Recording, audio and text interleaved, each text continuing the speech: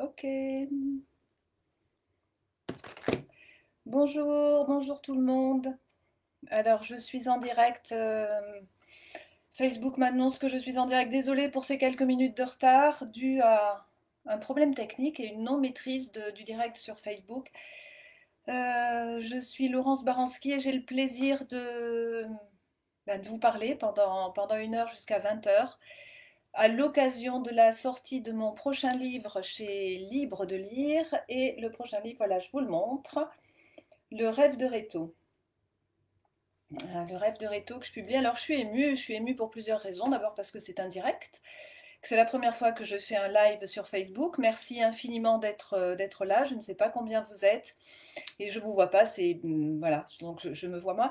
Et puis émue parce que c'est un livre qui est particulièrement, qui a une place particulière pour moi dans mon histoire d'auteur ou d'écrivaine. Je ne sais pas si je dois dire auteur ou écrivaine. Avant de parler du livre, je voudrais remercier Libre de lire et Olivier Duquerx et toute l'équipe, le comité de lecture qui a aimé mon livre. Et je découvre en entrant dans cette maison d'édition, je découvre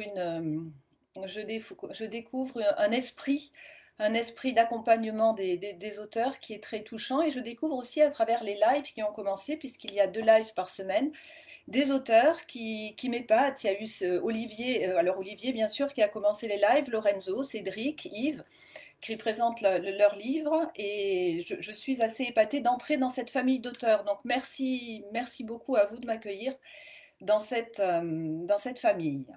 Voilà, à travers, et merci au comité de lecture d'avoir apprécié mon livre.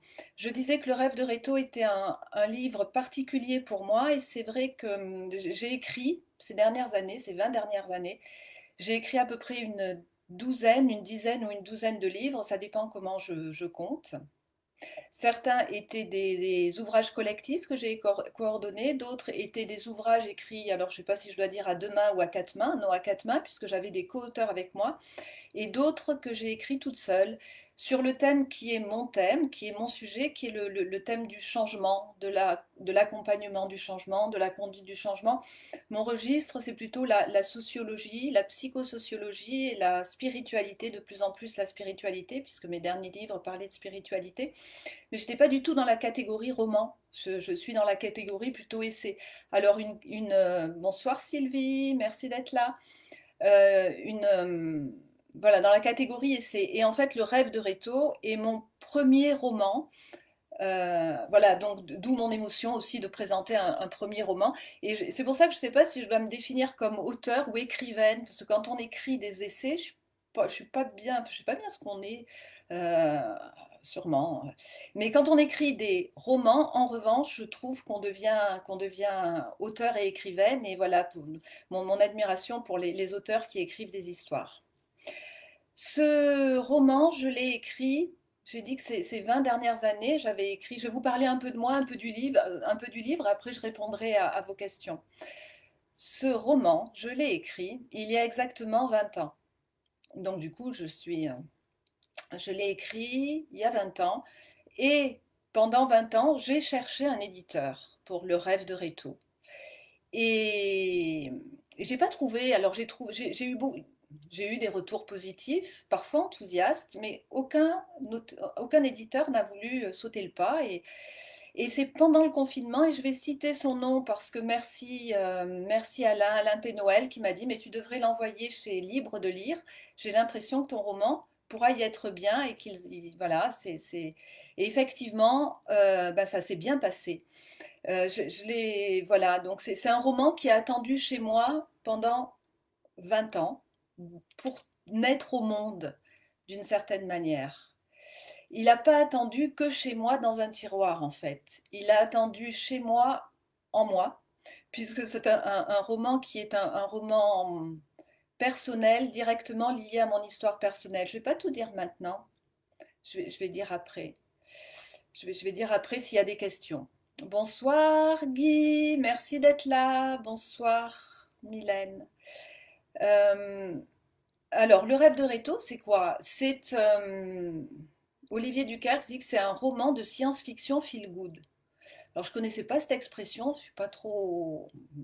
Voilà, et en fait, ça me plaît bien, effectivement, c'est de science-fiction feel good, c'est bien. Il dit aussi que c'est une rencontre du troisième type, elle rajoute tout en délicatesse, ça je suis touchée, mais une rencontre du troisième type, oui, puisque l'histoire se passe au pays des rêves. Moi, j'ai toujours présenté plus simplement, ou plus, comme ça me parlait directement, comme un roman initiatique, parce qu'en fait, le rêve de Réto va raconter l'histoire de Réto, bien sûr, mais aussi de Sophie, et si le titre s'il y a Réto dans le titre, en fait, le véritable héros est une héroïne qui s'appelle Sophie. Mais en fait, ils sont tous les deux. Mais c'est autant le rêve de Réto que le rêve de Sophie. Et ils vont se. Pourquoi de science-fiction? Parce qu'ils vont se rencontrer au cours de 3 nuits au pays des rêves. Et pourquoi feel good? Eh bien parce que c'est une belle histoire et que c'est une histoire d'amour. Donc science-fiction, feel good. Est-ce que c'est...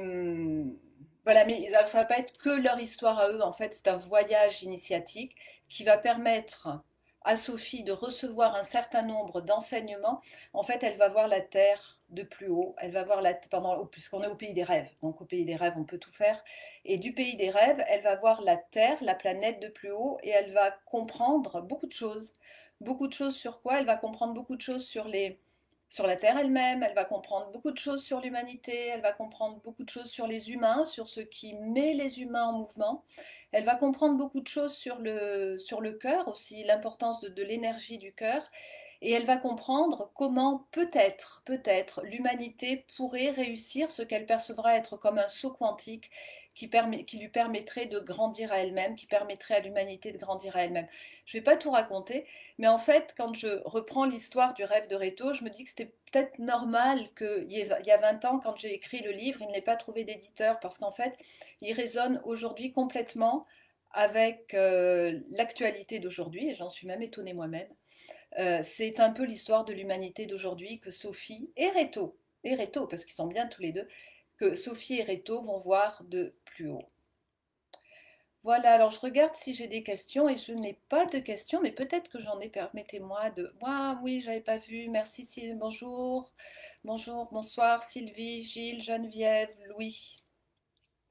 Alors, est-ce que ce roman a participé à vous construire vous-même? Ah, Martine, merci d'être là, Martine. Euh, oui, ce roman. Voilà, alors je vais répondre à la question de Louis. Est-ce que ce roman a contribué à me construire moi-même? Voilà le roman en tout cas. Et le roman met en fait, le roman, voilà, il met en parallèle deux planètes, une que j'appelle Spire, qui est la planète de Réto, et une que nous connaissons bien, toutes et tous, vous, moi, c'est la Terre. Et du pays des rêves, on peut voir deux planètes, ces deux planètes. Et une est en phase d'évolution, enfin en ce moment on se demande bien si elle va évoluer ou pas, ou en tout cas l'humanité qui avait. Et Spire a un avantage sur la Terre, c'est qu'elle a déjà effectué ce que Réto, et Réto expliquera comment ça s'est passé, elle a déjà effectué le grand passage qui a permis ce saut quantique. Alors, voilà l'histoire. J'en dis pas plus parce que déjà, je crois que j'en ai dit beaucoup sur ce roman. Non, il est à découvrir. Alors, Louis, est-ce que ce roman a participé à me construire moi-même? En fait, voilà, je l'ai écrit il y a 20 ans et je l'ai écrit sous le coup d'une grande inspiration. Euh, Parce que j'écris toujours, c'est pour ça que je disais au début, en découvrant Libre de lire et la communauté des auteurs de Libre de lire, je suis honorée que je suis honorée de rejoindre, je découvre aussi des auteurs et je découvre comment écrivent les auteurs, comment ils sont inspirés et je le mets au regard de la manière dont moi-même je suis inspirée et donc voilà, je découvre le processus. Mon processus à moi d'inspiration, ben, c'est à des moments donnés quand j'écris, j'ai comme un... Je fais ce geste, vous voyez, c'est chlouc, l'inspiration est là, et je n'ai plus qu'une chose à faire, c'est d'écrire. Et donc j'ai écrit Le rêve de Réto, et j'écris très vite, parce que l'inspiration est là, c'est pas de l'écriture automatique, c'est comme si je me rencontrais moi-même dans mon imaginaire, et c'est comme si le livre était déjà écrit dans l'imaginaire, et donc je l'écris sans réfléchir, et je l'écris généralement, je change pas le plan, je change pas grand-chose, après la relecture prend du temps. Donc ce roman, est-ce qu'il a contribué à me construire? Il a contribué à me faire prendre conscience de mon propre processus créatif et de mon imaginaire. Et surtout, je l'ai écrit, voilà, et je l'ai écrit, voilà, et il m'a permis de prendre conscience de la complexité des plans et des multiplans, j'allais dire, on dit plutôt des multivers, mais des multiplans sur lesquels nous évoluons et sur lesquels évolue aussi Sophie Ereto. Et en fait, il y a une correspondance entre la manière dont moi j'ai écrit le livre et ce que je raconte dans l'histoire. Enfin bref, vous avez compris, c'est une histoire de science-fiction, mais c'est pas vraiment de la science-fiction. Un ami que j'appréciais beaucoup, qui n'est plus de ce monde, m'avait dit que c'était de la psy-fiction. Et en fait, de quoi ça parle? Ça parle de la conscience et des multiplans de conscience. Voilà, alors oui, bien sûr, ça m'a construit moi-même dans la mesure où ben, ça m'a questionné et plus que ça, en fait, c'est ça, c'est qu'une partie de l'histoire. Louis, je vais revenir encore à ce que ça m'a permis de me construire en fait cette histoire-là. Et après, je regarderai. Bonsoir Geneviève, merci d'être là. Donc, voilà, 20 ans, c'est édité, 20 ans avant, je l'avais écrit, donc sous le coup de cette inspiration, et j'ai réalisé, à travers du travail de développement personnel, de travail sur la conscience, j'ai réalisé en fait que ce rêve de Réto, et pas tant le rêve, parce que l'histoire est unique et l'histoire elle est là pour être offerte au public, mais le processus et ce fait de voir la Terre de plus loin, je l'avais vécu quand j'avais non pas 6 ans comme l'héroïne Sophie, un peu avant, entre 3 et 5 ans. J'ai vu cette histoire-là et j'ai compris en écrivant le rêve de Réto qu'en fait je me rappelais moi-même de mon propre rêve petite. Et là, ouais, bien sûr, ça interroge sur le temps, sur la conscience, sur la mémoire, sur le présent, le passé, le futur.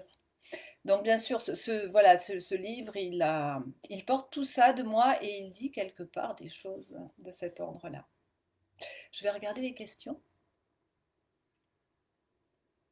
Sylvie Martin, oui, elles sont top ces vidéos de organisées par Libre de Lire pour les différents auteurs. Est-ce que ce roman a participé? Ah ben je l'avais vu celle-là, alors il faut que je descende. Bonsoir Laurence et bonsoir à tous. Martine, bonsoir tout le monde. Parlez-nous un petit peu de Spire sans dévoiler l'histoire. Mais en quoi cette planète est-elle si singulière? Et Geneviève, est-ce que tu as changé quelques aspects du roman 20 ans après? Alors si je dis non, Geneviève, ça risque de faire un peu réchauffer, quoi, 20 ans, un peu vieux. Eh ben, en fait, non. Très peu. Des expressions, quelques mots, quelques fautes, mais non. Parce que il y a comme un truc intemporel dans le rêve de Réto, tel que moi je le vis. Ouais, il y a une histoire, il y a quelque chose d'intemporel. Et en fait, mais moi-même, à chaque fois, je le redécouvre. Et il y a quelque chose de juste. Parce que aussi, ce sont des enfants. Les deux héros ont 6 et 8 ans, 6 et 7 ans. Et donc, il y a quelque chose dans leur manière d'être qui est une manière d'être dans la simplicité, dans le cœur. Et le langage des enfants est un langage intemporel. Donc, je n'ai pas changé grand-chose. Il y a d'autres personnages qui sont aussi des personnages de plus haut dans les plans de conscience. Donc, eux aussi, ils sont intemporels, de fait. Et du coup, je n'ai pas changé. Et là où j'étais étonnée, c'est que j'ai pas changé non plus par rapport à l'humanité où on en est et comment l'humanité pourrait évoluer. Il y a une annexe pour répondre à Louis, parce que sur Spire, ils sont un peu plus avancés que nous. Et ils ont inventé le livre des savoirs et des mondes, une grande base de données qui pourrait être Wikipédia, mais en beaucoup plus complexe et beaucoup plus transparente et beaucoup plus riche et beaucoup plus planétaire, et avec des technologies beaucoup plus avancées qui se régénère d'elle-même. Et il y a le livre des savoirs et des mondes. Donc j'ai, à la fin du livre, mais parce que c'est Réto qui a donné ça à Sophie, à la fin du livre, j'ai mis une annexe qui est extraite du livre des savoirs et des mondes pour expliquer comment Spire a évolué. Mais voilà, si je dis trop, je vais un peu dévoiler. Euh, voilà, donc il faut lire l'annexe. Il faut lire l'annexe et l'extrait du livre des savoirs et des mondes qui explique comment Spire a vécu en fait cette période particulière qu'ils ont appelée après coup le passage. Avant de s'y engager, ils savaient pas. Ils savaient pas. Ils ont dit, pouf, ça va plus du tout sur la planète, c'est la cata totale, tout est en danger, la vie est en danger. Voilà, au lieu d'aller vers la sagesse, on a fait on s'est enfoncé dans la folie, donc, et ils se sont redressés. Waouh, il y a un truc qui fait qu'il y a eu une prise de conscience à un moment donné. Et donc, ils ont décidé de redresser la barre et ils se sont engagés dans ce que, après coup, ils ont appelé le passage. Mais ils l'ont su qu'après coup que c'était le passage. Quand ils ont dit il faut redresser la barre, ils y sont allés un peu dans l'inconnu, dans l'invisible, ils ne savaient pas où ils allaient. Waouh, mais aujourd'hui, ils ont réussi. La planète Spire est une belle planète. Une très belle planète qui ressemble beaucoup, beaucoup à la Terre. Hein. Beaucoup à la Terre. Voilà, et dans mon livre, parce que Reto donc, l'a donné à Sophie, il y a un extrait du livre des savoirs et des mondes. Mais je ne veux pas trop en dire plus, si vous voulez bien. Euh, Tu l'as lu, Martine, le livre? Mais je t'en ai tellement parlé que effectivement, il est peut-être le sais-tu. Plus tu dévoiles, plus on a envie de le dire. Moi, merci Sylvie, c'est gentil. Euh, mais en fait, et quand je le relis moi-même, parce que en fait, ce livre, c'est profondément le mien, mais en même temps, vous avez compris que par cette inspiration qui descend, je fais comme ça parce qu'en fait, quand les livres viennent, quand voilà, ça me vient comme des flux de lumière ou d'information. Même quand c'est des essais très sérieux, hein, je sais exactement, je vais écrire comme ça. Euh, et voilà, et je ne sais pas à quoi je répondais. Euh, et ben j'ai raté le début de mon idée, donc j'ai perdu mon idée. Alors je vais baisser pour voir s'il y a d'autres. C'est intéressant ce que je vous raconte, la manière dont j'en parle. Et posez-moi une question, parce que ça va m'aider, hein, pour me dire comment vous aimeriez que j'oriente. C'est sans doute bien qu'il soit publié maintenant, quand on est sans doute entré dans un passage, nous aussi, l'éthéria. C'est un peu l'idée. C'est un peu l'idée du livre, et c'est merci Geneviève. C'est ce que porte le livre. Moi, l'écriture m'est venue. Alors là, je vais, hop, je dévoile un cran de plus. L'écriture m'est venue après une expérience que j'ai pas du tout cherchée, qui m'est venue elle toute seule, de sortir du corps, où j'étais, suite à un chagrin d'amour, mon cœur était touché. Et puis j'étais bien triste, très très triste. Donc je pense qu'énergétiquement, il s'était passé quelque chose au niveau de mon cœur. Et je me suis retrouvée dans un espace ailleurs. Donc je suis sortie de mon corps et je me suis retrouvée dans un espace avec ce sentiment que tout est amour, tout est lumière. Et waouh, tout est amour, tout est lumière dans le monde, tout va bien. Et je suis redescendue, je dis qu'est-ce que c'est que ce truc? Et alors il s'est passé après plusieurs choses, et puis notamment ma quête personnelle, parce que ça m'avait rendue curieuse.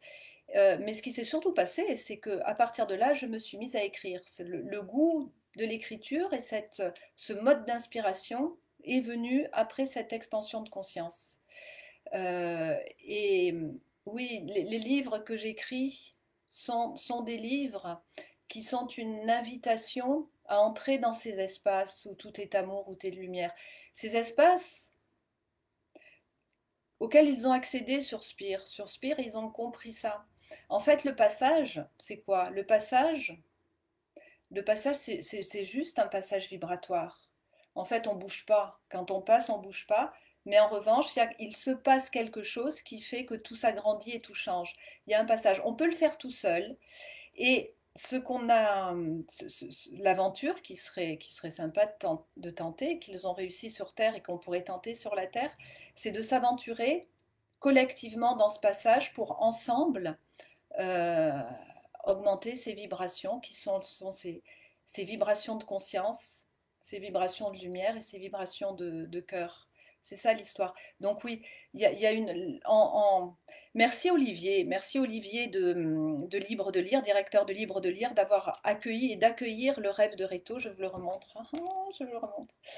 D'accueillir le rêve de Reto parce qu'en accueillant le rêve de Reto, pour moi, on accueille cet espoir, ce projet, ce rêve que nous sommes si nombreux à porter, qui est ce rêve d'expansion de conscience.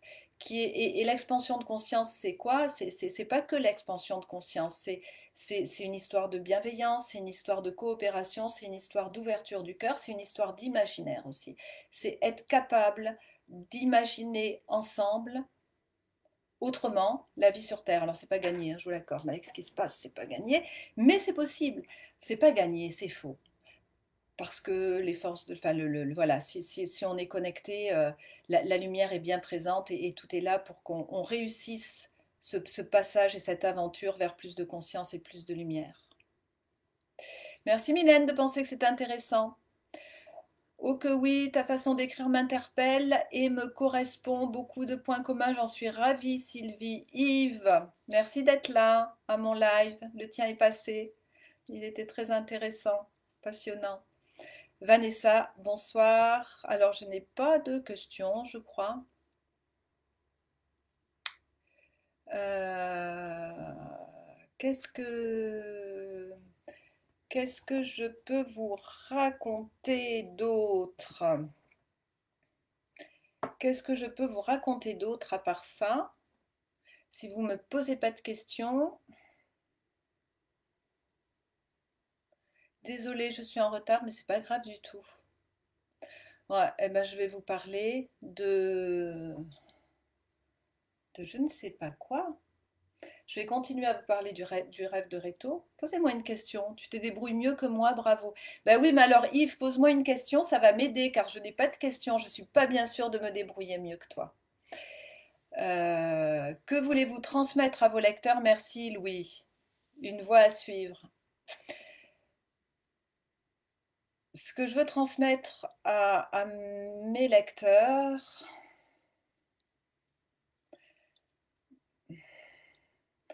une voie à suivre, non. D'abord, beaucoup de gratitude et de reconnaissance. Et moi, je transmets rien. Moi, je suis toujours très touchée quand on me lit. Là encore aujourd'hui, sur un autre livre, j'avais encore aujourd'hui, comme si j'en avais 10 000 par jour. Non, j'avais un message très sympa de mon avant-dernier livre. Et bien sûr, quand un lecteur me dit que le livre l'a touché, je suis forcément moi-même très touchée. Donc, avant de transmettre, bien sûr, on transmet, mais je suis pleine de gratitude. Et qu'est-ce que j'ai envie et qu'est-ce qui me fait plaisir, en fait, c'est quand mes écrits, quand les autres me disent, ça m'a touchée et ça m'a inspirée. Et pour moi, c'est très important. C'est pas c'est pas de transmettre, c'est de semer des graines. Et je crois qu'on fait beaucoup ça. On sème des graines pour que chacun. Et moi, j'aime bien quand on vient semer des graines dans ma propre énergie pour que moi-même, je grandisse à moi-même. Je grandisse en termes d'imaginaire, je grandisse en action, je grandisse en inspiration. Je crois beaucoup que dans ce passage que Spire a fait, donc, et nous espérons bien sur Terre le réussir aussi, même si on n'est pas sûr, on est sûr quand même. C'est comme s'il était déjà réalisé ce passage, sauf que voilà, il nous reste à l'incarner, donc ça va être beaucoup de travail. Je crois que dans ce passage, ce qui est important, c'est que chacun nous grandissions à nous-mêmes. C'est de ne pas être embarqué dans fait comme l'autre, ou tiens, un tel a fait ça, je vais faire comme lui. Non, non, pas du tout. C'est comment moi, je peux faire au mieux de moi-même. Il y a une histoire de grandir entre nous, de grandir en conscience par rapport à nous-mêmes. Et en grandissant en conscience, on peut se relier à des niveaux de conscience, de vibration, de fréquence, on va dire parfois, en tout cas à des niveaux d'imaginaire, à des espaces de création beaucoup plus grands. Et ça, on peut le faire en liberté, quand chacun nous grandissons à nous-mêmes. Ce que j'ai envie de transmettre au lecteur, et ce que c'est cette idée, ouais. Quand si on partage avec moi cette idée-là, je suis heureuse de s'inspirer pour grandir en conscience. Et le rêve de Réto, il dit ça. Le rêve de Réto, il invite chacun, en fait, parce qu'il y a plein d'histoires dans le rêve de Réto. Il y a l'histoire du cœur, le dialogue avec le cœur. Il y a quand Sophie et Réto vont à l'intérieur du cœur et qu'ils découvrent l'intérieur du cœur avec le secret à l'intérieur. Il y a ces humains qu'on voit enfermés sous la couche de pollution émotionnelle. Et en fait, la libération, elle peut pas être, elle peut être collective, mais elle va être collective si elle est d'abord individuelle. C'est à chacun de s'engager sur le chemin intérieur, au cœur du cœur de son cœur, de son cœur, de son cœur. Et pourquoi on ne le fait pas? Puis parce qu'on sait que c'est pas toujours facile, mais si on est nombreux à le faire et si on le fait dans la joie, alors ça peut être plus facile. Voilà, c'est cette idée que de nos cheminements individuels peut naître un renouveau collectif. C'est ça que je dis toujours dans mes livres, je crois, et c'est ça que je dis particulièrement dans le rêve de Réto. Est-ce que Reto et Sophie sont d'accord avec moi? Là, je l'espère. Il y a un petit point lumineux aussi, un petit point lumineux mystérieux. Un petit point lumineux mystérieux qui arrête pas de faire de tourner, de faire des spirales et des ondulations, et puis il disparaît dans l'infini de l'infini, puis après il revient, parce que comme ça se passe au cours de 3 nuits, en fait il a l'occasion de revenir. C'est un petit point qui vient nous inspirer, il se promène, et il nous dit des choses. C'est un point qui vient de plus loin encore. C'est destiné à des adultes et à des ados, c'est destiné, merci Geneviève, de la question. C'est destiné à des adultes, c'est destiné à des ados aussi. Je pense, sérieusement, je pense qu'on peut le lire à partir de 10-12 ans. Enfin, moi, à 10 ans, je lisais des livres très compliqués, voilà, je lisais des romans, des romans de grands auteurs français, donc je ne me rends pas bien compte. Mais je pense qu'on peut le lire à partir de 10-12 ans.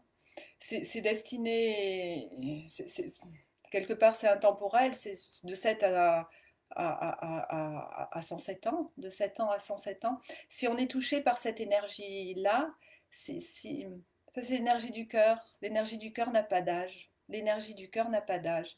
Et Sophie et Reto, ensemble, ils nous disent quoi? Ils nous parlent du cœur. Pourquoi avoir choisi des enfants comme héros? Eh bien, je ne sais pas du tout, Louis, parce que ça m'est venu comme ça. Le rêve m'est venu ainsi. Le livre m'est venu ainsi. Le rêve de Reto m'est venu ainsi. Donc, j'ai pas réfléchi du tout. Mais en fait, et dans mon histoire à moi, je sais pourquoi. C'est parce que à 5 ans, entre 3 et 5 ans, j'ai fait ce rêve. Donc, du coup, voilà, c'est pour ça. Mais après, l'histoire s'est écrite ainsi et je l'ai pas mentalisé, je l'ai pas réfléchi. Bonsoir Moon, bonsoir Christelle. Donc je ne l'ai pas réfléchi et je regarde s'il y a d'autres questions.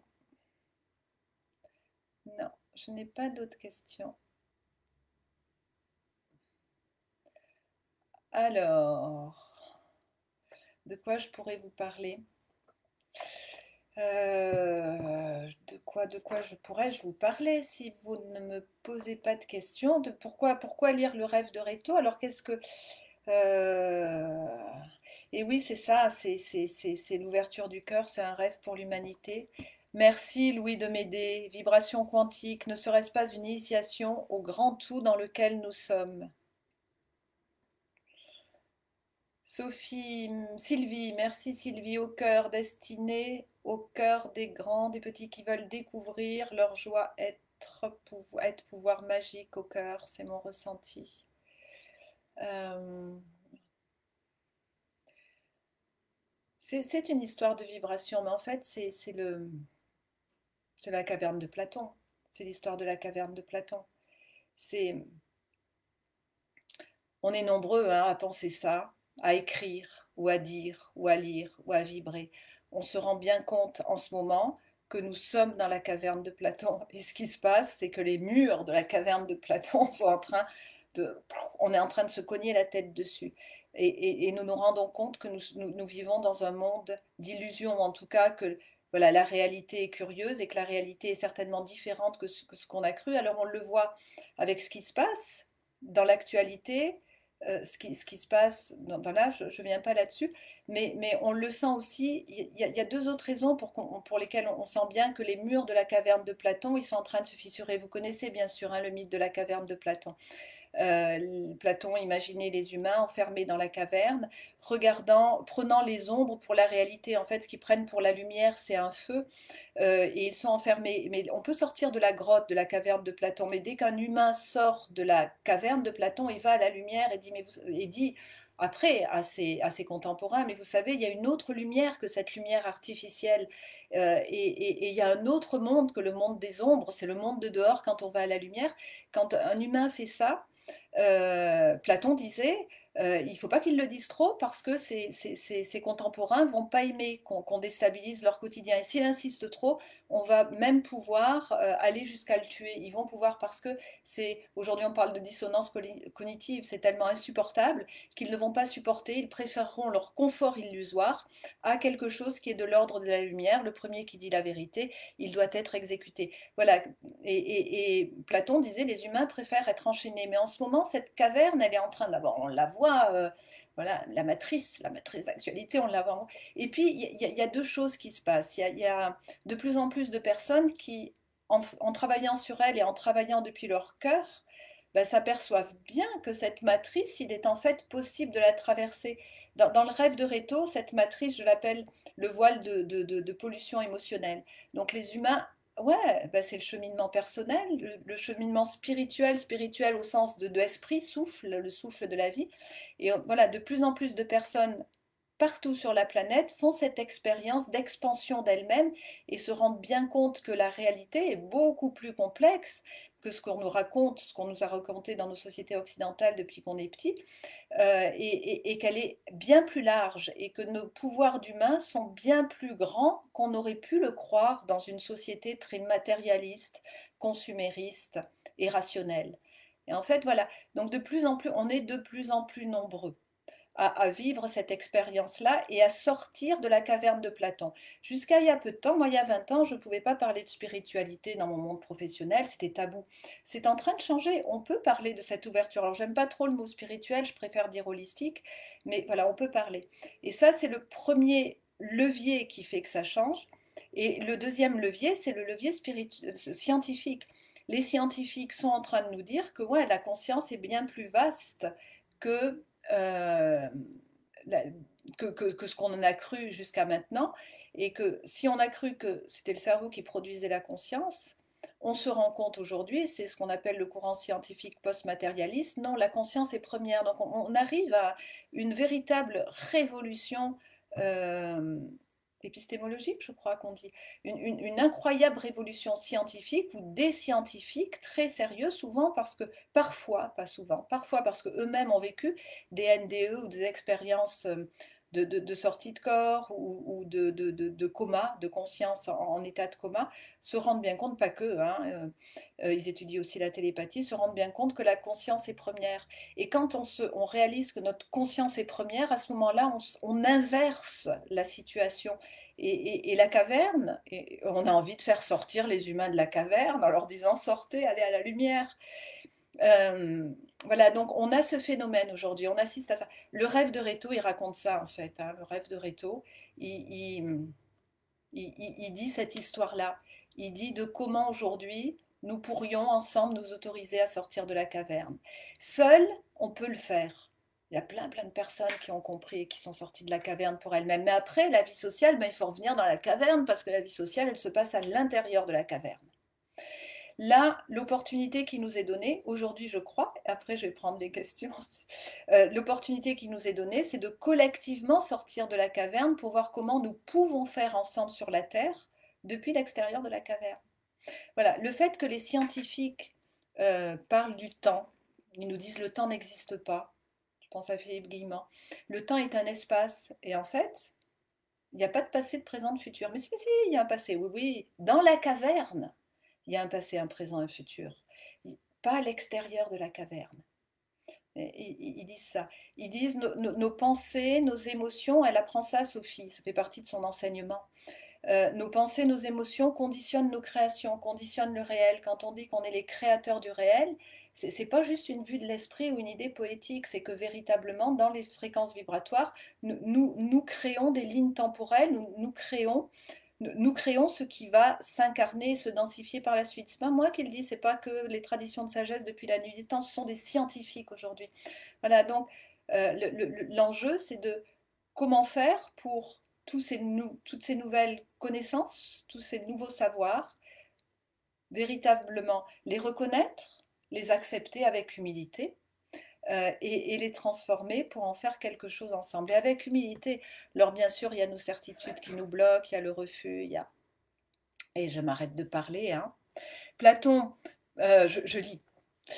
Platon aussi considérait que la conscience, l'âme, était antérieure au corps et qu'elle y était enfermée à la naissance de l'être humain. C'est bien ça. Elle vient du monde sensible. C'est donc ça, l'extérieur de la caverne. L'extérieur de la caverne, oui, c'est la conscience. C'est ce courant scientifique post-matérialiste dont je parle. Alors, Sophie, elle ne sait pas, elle s'encombre pas de choses compliquées, Sophie, hein, puisque c'est une enfant, donc elle ne va pas chercher mentalement.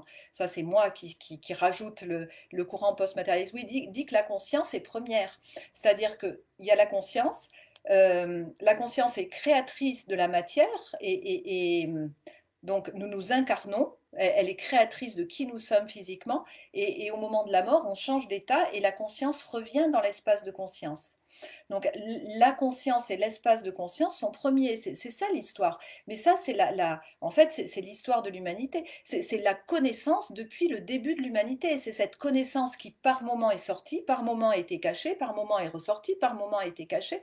Et là, on a vécu ces derniers siècles, a été bien caché, on la cache, on la cache. Pourquoi? Parce que c'était comme ça, hein, et c'est nous qui faisons le réel. Donc c'est qu'on a voulu la cacher, certainement, peut-être, j'en sais rien, pour la retrouver. Et on a en face de retrouver cette connaissance.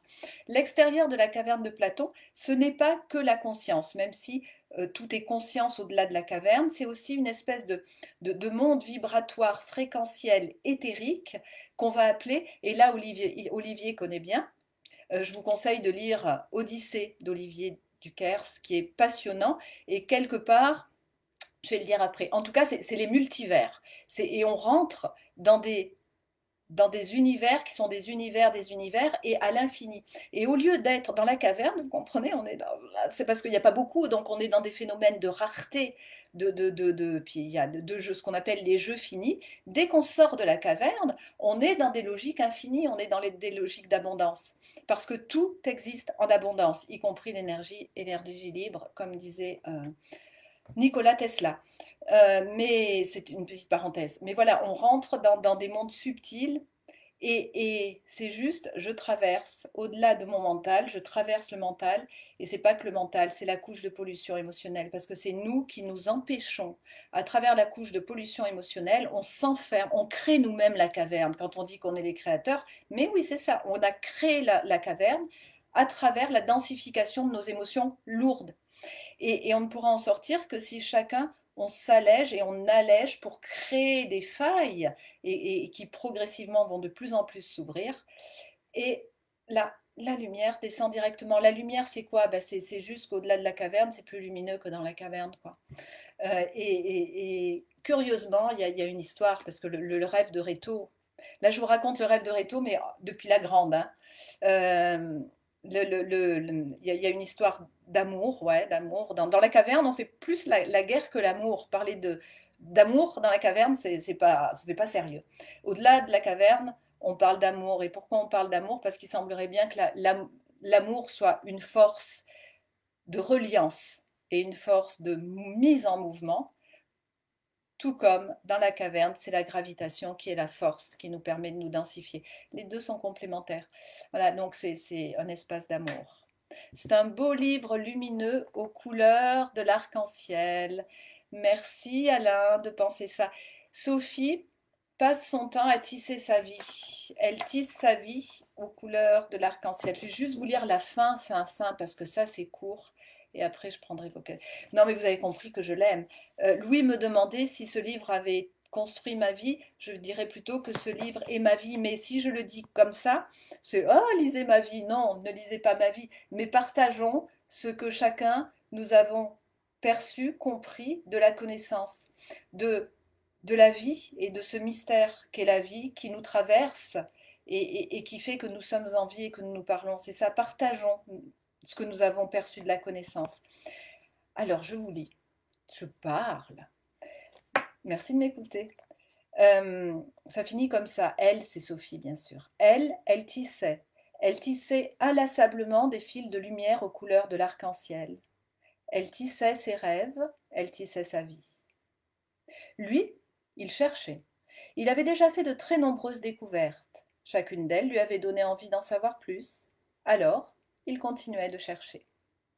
Quant à l'homme, il était là, il avait compris, et il n'avait plus qu'une seule envie, réaliser son rêve de vie. Là, ça c'est la fin. Donc, je crois qu'on a tous en nous une partie qui rêve et qui vit son rêve. Moi, ça prend la forme de tisser des fils de lumière aux couleurs de l'arc-en-ciel, mais on a tous sa manière de rêver, on a tous notre âme d'enfant qui rêve.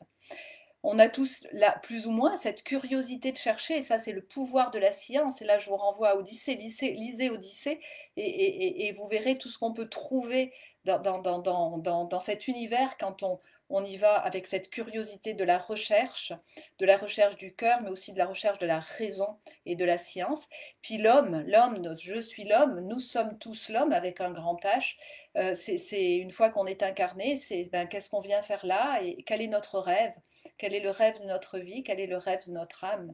Et quelle autorisation on se donne à le réaliser?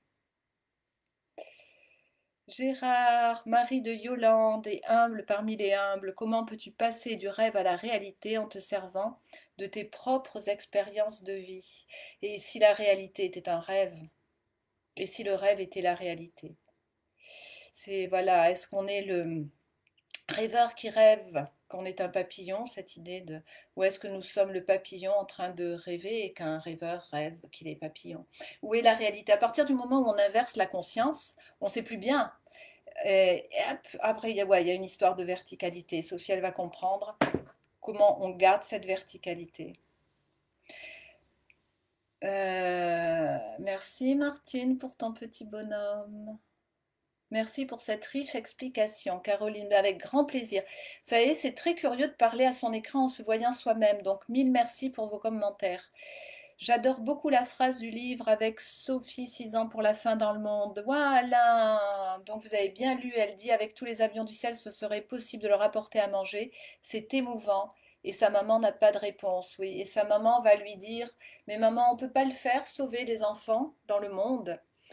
Et elle dit, euh, elle dit, et là j'ai oublié, elle dit pas en théorie si, elle dit dans l'absolu si. Mais elle va lui expliquer que dans la réalité, non, mais dans l'absolu, si. Et Sophie lui dit, mais ça veut dire quoi dans l'absolu?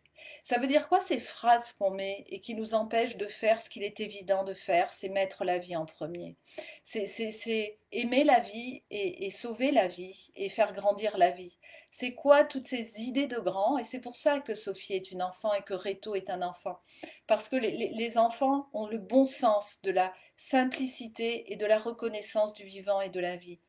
Et ouais, théoriquement, ça veut rien dire. Soit on le fait, soit on le fait pas. Et on peut le faire, alors faisons-le. C'est pour ça. C'est pour ça que c'est de 7 à 107 ans. Rêve ou réalité? Superbe réponse. Merci Louis. Donc si je comprends bien, Reto est une planète. Non, Spire, Reto est un petit garçon de 8 ans, Alain. Reto est un petit garçon avec une technologie en avance d'un ou deux siècles, pas du tout. Ou alors, le cœur est une technologie en elle-même, en lui-même. Pas la technologie. Alors, ils sont plus avancés technologiquement, mais on s'en fiche un peu. Ce qu'ils ont compris, c'est le grand secret. Et le grand secret, je vous le dis, mais vous le savez, le grand secret, ils vont le trouver à l'intérieur d'eux-mêmes. Il y a comme il y a comme une centrale nucléaire à l'intérieur de nous-mêmes. Elle est magnifique, cette centrale nucléaire. C'est une centrale nucléaire alors, elle est hyper puissante. Elle est puissante, vous voyez, j'ai même pas de mots. Et elle brille de mille feux aux couleurs de l'arc-en-ciel. Elle est à l'intérieur de nous. Et c'est cette centrale-là, c'est cette énergie-là qu'on n'a plus qu'à réveiller. Ils ont compris ça sur Spire. Alors, est-ce une technologie en avance? Ouais, d'utiliser la force d'amour pour mettre en mouvement l'humanité spirienne, ouais, c'est une technologie. C'est la technologie du cœur. C'est une technologie vivante. C'est la technologie de l'essence. C'est l'essence de la technologie. Ouais, c'est ça. Parce qu'en fait, les mots sont pas bien importants. Ce qui compte, c'est l'énergie et la manière dont l'énergie nous réjouit. Et quand on est réjoui, eh ben alors les choses se font. Une magnifique dynamo qui irradie. Yes, voilà. Merci Martine. C'est une magnifique dynamo qui irradie. Et c'est ça qu'il faut aller chercher. Alors, on l'a plus ou moins bien enfoui, on a plus ou moins d'efforts à faire. Ce qui n'est ni bien ni mal, hein. On a chacun notre histoire. Voilà, et on a tous des efforts un peu différents à faire et on a à apprendre à être pas des équilibristes, mais voilà, des contorsionnistes pour aller à l'intérieur de nous-mêmes et voilà, refaire, réutiliser cette dynamo à l'extérieur. Guy, on a bien besoin de rêves en période troublée. Sans doute un avenir possible. Alors, merci, merci beaucoup, Guy. Pour moi, c'est pas du tout un rêve. Parce que dans la mesure où la conscience est première, c'est plus du rêve. Vous voyez, je travaille avec des scientifiques en ce moment qui se demandent et qui écrivent et qui réfléchissent et qui se disent mais comment on va faire comprendre que la conscience est première? Si la conscience est première, donc ma conscience, elle n'est pas dans mon incarnation. Ma conscience, elle est au-dessus.